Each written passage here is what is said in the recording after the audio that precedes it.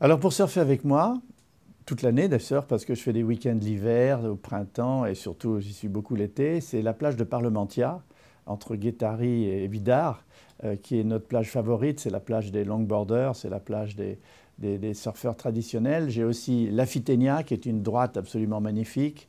Et quand c'est trop gros à Guétari, on va souvent à l'Afitenia. Je surfe aussi sur la plage de Sénix et également de temps en temps à la Côte des Basses, parce que j'ai pas mal de copains, ou de l'autre côté, sur les plages de la Chambre d'Amour, au Cavalier. Donc voilà mes spots favoris. Alors l'ambiance du début, ben, quand on n'était que quatre, il y avait une ambiance très stimulante. Ensuite, on est passé très vite l'année d'après à une douzaine, 18 surfeurs. Et les gens nous regardaient quand même encore un peu comme des étranges chevaliers de la houle. Et ça faisait peur à beaucoup de gens. Et puis ensuite, les clubs se sont développés, ensuite les fédérations se sont développées.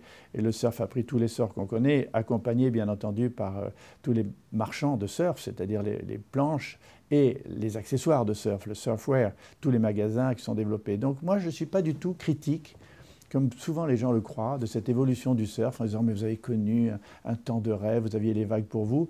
Pas du tout. Moi, je trouve que cette ambiance, ce développement extraordinaire, ces quantités de jeunes qui passent leur été dans l'eau, l'évolution des technologies, les prévisions météo sur Internet à une semaine près, qui nous permettent de décider du meilleur spot au meilleur moment avec les meilleurs copains, aller faire un surf safari. On sera tout seul. Je suis absolument certain qu'en plein mois d'août, je vais trouver une plage avec 3 copains où on sera 3.